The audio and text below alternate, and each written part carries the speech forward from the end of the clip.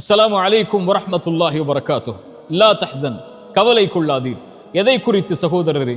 கடந்த காலத்தில் நடந்த நிகழ்வுகளை குறித்து. கடந்த காலத்தில் நடந்த பல நிகழ்வுகள் தான் இன்று நிகழ்காலத்தில் பலரை கவலையோடு எதிர்காலத்தை நோக்கி நகர விடாமல் தடுத்து கொண்டிருக்கிறது. கடந்த காலத்தில் நம்முடைய வாழ்க்கையில் எதுவும் நடந்திருக்கலாம். எத்தனையோ பாவங்களை நாம் செய்திருக்கலாம். எத்தனையோ உறவுகள் மரணத்தால் பிரிந்திருக்கலாம். எத்தனையோ உறவுகள் நாம் விரும்பி கைகூடாமல் இருக்கலாம். நோயால், செல்வ இழப்புகளால் நாம் சோதிக்கப்பட்டிருக்கலாம். இன்னும் எத்தனையோ சோதனைகள் இருளால் நம்முடைய கடந்த காலம் முழுக்க சோதிக்கப்பட்டிருக்கலாம். ஆனால் ஒன்றை மனதில் பதிய வைத்துக் கொள்ளுங்கள், கடந்த காலத்தில் நடந்த எந்த நிகழ்வும் எதிர்காலத்தில் நடக்க இருப்பவற்றை பாதித்து விடாது. மீண்டும் சொல்கிறேன், இறைவன் எதிர்காலத்தில் வைத்திருக்கின்ற பொக்கிஷங்களை பெறுவதற்கு கடந்த காலத்தில் நடந்த எதுவும் தடையாக அமைந்து விடாது. இறைவன் அமைத்த இந்த வாழ்வியல் நேர்கோட்டில், இறைவன் மேலும் கீழும் அமைத்த இந்த வாழ்வியல் முறையில் ஆரம்பிக்கப்பட்டதிலிருந்து முடியும் வரை எதுவெல்லாம் நடக்கும் என்று இறைவன் நிர்ணயித்திருக்கின்றானோ அதுவெல்லாம் நாம் விரும்பாமல் இருந்தாலும், நகராமல் இருந்தாலும், கவலையால் நாம் இருளில் உட்கார்ந்திருந்தாலும் நடக்கத்தான் போகிறது. தோல்வியை வாழ்வியில் சந்தித்து விட்டோமா? இனிமேல் வெற்றி பெற முடியாது என்று எண்ணிக்கொண்டிருக்கிறீர்களா? இந்த நிகழ்வை கவனியுங்கள். உஹதுடைய போர்க்களம் என்ற ஒரு போர்க்களம் இஸ்லாமிய சாம்ராஜ்யத்தில் நடந்தது. இறைத்தூதருடைய வார்த்தையை சில நபித்தோழர்கள் மீறியதன் காரணமாக அந்த பாவத்தால் அந்த போர் முழுக்க சோதிக்கப்பட்டு உஹதுடைய போர் தோல்வியில் முடிந்தது. போரின் தலைவர் இறைத்தூதர், அவர்களுக்கு பின்னால் இருந்தவர்கள் நபித்தோழர்களாக இருந்தாலும் தோல்வியை தழுவியதை பார்த்தவுடன் இஸ்லாமிய சாம்ராஜ்யம் அதோடு அழிந்து விட்டது என்று எதிரிகள் கணக்கு போட்டார்கள்.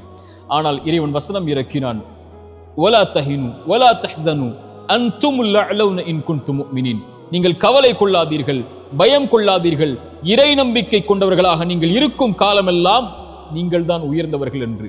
அந்த நம்பிக்கை, அந்த தோல்வியிலிருந்து அவர்கள் பெற்ற பாடத்தில், இறை நம்பிக்கையில் அவர்களுக்கு கிடைத்த பாடம் அடுத்த போர்க்களங்களில் அவர்களை உயர்த்தியது. இஸ்லாமிய சாம்ராஜ்யத்தின் வளர்ச்சியை இன்று நாம் பார்க்கிறோம். இன்னும் எத்தனையோ உதாரணங்களை சொல்லலாம். எமக்கு தோல்வியை இறைவன் கொடுத்தால் அடுத்த நாள் மூச்சு விடுவதற்கு அவகாசத்தை இறைவன் கொடுத்திருக்கிறான் என்றால் வெற்றியின் பாதையில் பயணிப்பதற்காகத்தான். வாழ்வில் குழந்தை இல்லை என்ற சோதனையில் நீங்கள் அகப்பட்டிருக்கிறீர்களா? இனிமேல் குழந்தை பிறக்க முடியாதா? எத்தனையோ நபிமார்கள் வயதான காலம் வரை இறைவனிடத்தில் பிரார்த்தனை செய்து கடந்த காலத்தில் நடந்ததை நினைத்து அவர்கள் வருந்தி பிரார்த்தனை செய்த காரணத்தால் எதிர்காலத்தில் இறைவன் அவர்களுக்கு குழந்தையை கொடுத்தானே. எத்தனையோ குற்ற உணர்ச்சிகளால் பாதிக்கப்பட்டு அந்த குற்றத்தை செய்த குற்றத்தின் காரணமாக உணர்ச்சியால் அந்த வருத்தத்தில் உங்களுடைய வாழ்வை நீங்கள் சோதனையில் உள்ளாக்கி இருக்கிறீர்களா? எத்தனையோ நபிமார்கள் பாவம் செய்திருக்கிறார்கள்.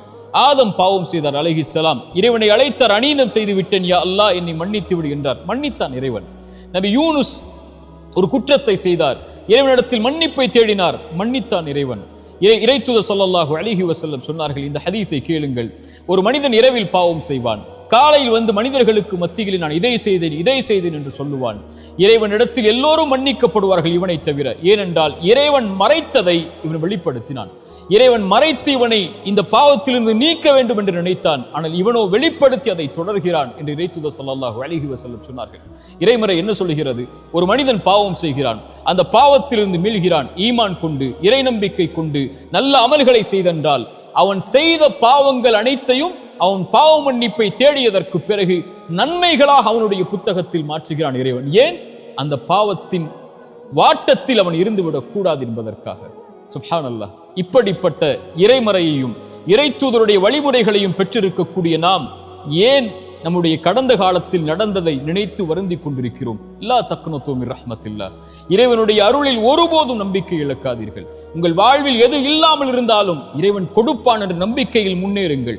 வாழ்வில் எதை இழந்திருந்தாலும் இழந்ததை விட இறைவன் சிறந்ததை உங்களுக்கு தருவான் என்ற இறைவனுடைய நம்பிக்கையோடு முன்னேறுங்கள். பாவம் செய்வதை விட பெரிய பாவம் இறைவனுடைய அருளில் நம்பிக்கை இழப்பது. லா தக்னது மின் ரஹ்மத்தில்லாஹ். இறைவனுடைய அருளில் ஒருபோதும் நம்பிக்கை இழந்து விடாதீர்கள். இந்த 3 விஷயங்களை மனதில் பதிய வைத்துக் கொள்ளுங்கள். முதலாவது, நடக்க இருக்கின்ற எல்லாம் இறைவனுடைய புறத்திலிருந்து தான் நடக்கிறது என்ற அடிப்படையை இறைவன் கூறுகிறான். ஒரு மனிதன் சோதிக்கப்பட்டால் அவன் சொல்லுவான், அவன் இறை நம்பிக்கை உள்ளவன், அவன் சொல்லுவான் பொறுமையோடு, இன்னா லில்லாஹி வ இன்னா இலைஹி ராஜிஊன். இன்னா லில்லாஹ், எல்லாம் அல்லாஹ்வின் புறத்திலிருந்து தான் வருகிறது, அவனை நோக்கி தான் நான் செல்ல இருக்கிறேன் என்று சொல்லுவான். இறைத்தூதர் சொன்னார்கள், இந்த வார்த்தையை சோதனையில் பொறுமையோடு சொல்பவனுக்கு அவன் இழந்ததை விட இறைவன் சிறந்ததை கொடுப்பான். அவன் நம்புகிறான், இறைவன் புறத்திலிருந்து தான் நடந்தது இந்த கடந்த காலத்தில், இறைவன் இதை மாற்றுவான், அவன் எதிர்காலத்தை எனக்கு கொடுத்திருக்கிறான், அதை நோக்கி நான் நகர வேண்டும் என்ற அடிப்படையை புரிந்தவனாக அவன் இந்த உலக வாழ்வில் வாழ்வான், எது இழந்தாலும் என்று இறைத்தூதர் சொன்னார்கள். ஒரு மனிதனுடைய குழந்தையுடைய உயிரை கைப்பற்றுவான் இறைவன். கைப்பற்றக்கூடிய மலக்கிடத்திலே அந்த வானவரிடத்திலே கேட்பான், இந்த அடியானுடைய குழந்தையின் உயிரை கைப்பற்றும் போது அவன் என்ன சொன்னான்? அவன் நேசித்த அந்த குழந்தையுடைய உயிரை கைப்பற்றும் போது அந்த இறையடியான் என்ன சொன்னான்? யா அல்லாஹ், என் நிறைவா, இவன் புகழ்ந்தான் உன்னை, உன்னிடத்திலே திரும்பி வந்து விட்டான். இன்னா லில்லாஹி வ இன்னா இலைஹி ராஜிஊன். யா அல்லாஹ், உன்னை சார்ந்தவன் நான், உன்னிடத்திலே திரும்பி வருகிறேன் என்ற அந்த வார்த்தையை மொழிந்தான். இறைவன் சொல்லுவான், அவனுக்கு சொர்க்கத்திலே ஒரு வீட்டை அமையுங்கள் என்று. இதுதான் இறை நம்பிக்கை கொண்டவனுடைய பண்பு.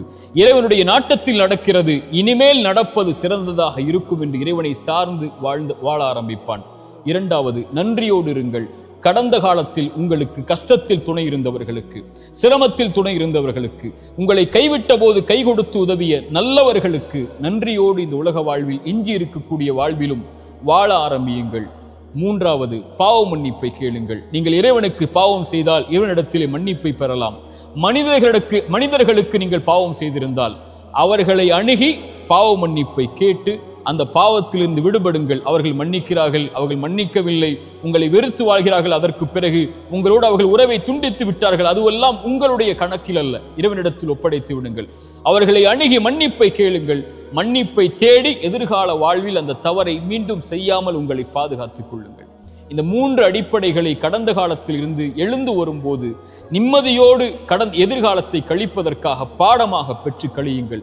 கடந்த காலத்தில் தவறுகள் செய்திருந்தால், கடந்த காலத்தில் உங்களுடைய கரத்தாலே நீங்கள் அநீதம் செய்திருந்தால், கடந்த காலத்தில் உங்களுடைய கரத்தாலேயே நீங்கள் பாவம் செய்திருந்தால், குற்றம் செய்திருந்தால், எதிர்காலத்தில் இறைவனிடத்தில் மன்னிப்பை தேடி நிகழ்காலத்தில் நீங்கள் வாழ்ந்து கொண்டிருந்தால், எதிர்காலத்தில் ஒருபோதும் அந்த தவறை மீண்டும் செய்து விடாதீர்கள். இதுதான் குறிப்பாக நாம் புரிந்து கொள்ள வேண்டிய அறிவுரை.